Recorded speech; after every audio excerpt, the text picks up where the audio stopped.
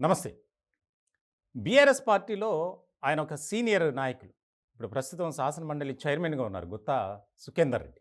ఆయన చాలా ప్రాముఖ్యమైనటువంటి నాయకుడిగా ఎదుగుతూ వచ్చారు. ఇలాంటి సందర్భంలో ఆయన తాజాగా చేసినటువంటి వ్యాఖ్యలు గులాబీ పార్టీలో ఒక ఆసక్తికరమైనటువంటి చర్చగా మారాయి.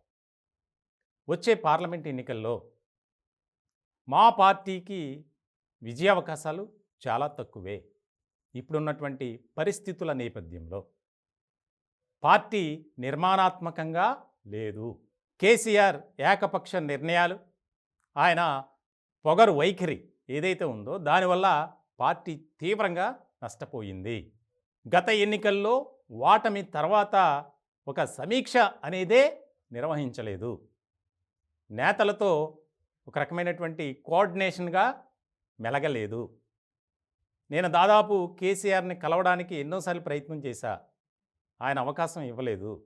నేను కూడా లైట్ తీసుకున్నా అని చెప్పి.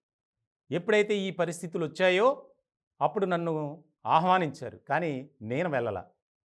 గౌరవం లేని చోట్ల ఉండటం ఎందుకు అని పార్టీలోనే ఉన్నాను, కానీ నేను అలా సైలెంట్ మోడ్లో ఉన్నా. నా కుమారుడికి టికెట్ విషయంలో కూడా నానా రాద్ధాంతం చేశారు. ఇటువంటి సమయంలో చాలా ముఖ్యమైనటువంటి వ్యాఖ్యలుగా చూడాలి. రానున్న కాలంలో పార్టీ పటిష్టం కావాలంటే ప్రజాస్వామ్యబద్ధంగా కేసీఆర్ నడుచుకోవాలి. ఇప్పుడున్నటువంటి విధానం, వైఖరి, ప్రవర్తన అంతా మార్చుకోవాలి.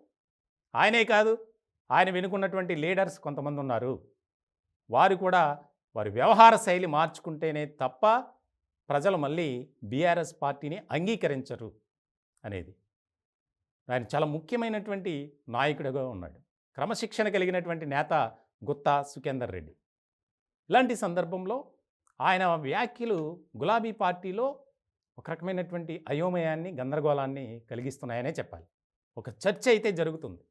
రానున్నటువంటి పార్లమెంట్ ఎన్నికల్లో 17 స్థానాల్లో బీఆర్ఎస్ పోటీ చేస్తుంది. గతంలో 9 స్థానాలను గెలుచుకుంది. కానీ ఇప్పుడు ఆ పరిస్థితి కనిపించట్లేదు. పార్టీలో ఉన్నటువంటి క్యాడర్ అంతా వీక్ అవుతుంది. ముఖ్యంగా దానికి ప్రధానమైనటువంటి కారణం ఒక్కొక్కరుగా బయటికి వెళ్ళడం.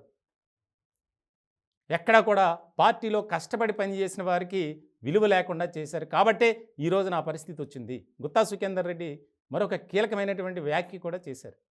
కవిత అరెస్టుతో పార్టీ పరువు ప్రతిష్ట మరింత దిగజారిపోయింది అని. మొత్తానికి ఆయన వ్యాఖ్యల పట్ల ఒక రకమైనటువంటి చర్చ జరుగుతుంది గులాబీ పార్టీలో. గులాబీ పార్టీలోనే కాదు, రాజకీయ వర్గాల్లో ఆయన ఎప్పుడు కూడా ఎవరిని ఉద్దేశించి మాట్లాడరు. ఆయన చాలా సైలెంట్గా ఒక డిసిప్లిన్డ్ లీడర్గా మంచి గుర్తింపు తెచ్చుకున్నటువంటి వ్యక్తి గుత్తా సుఖేందర్ రెడ్డి.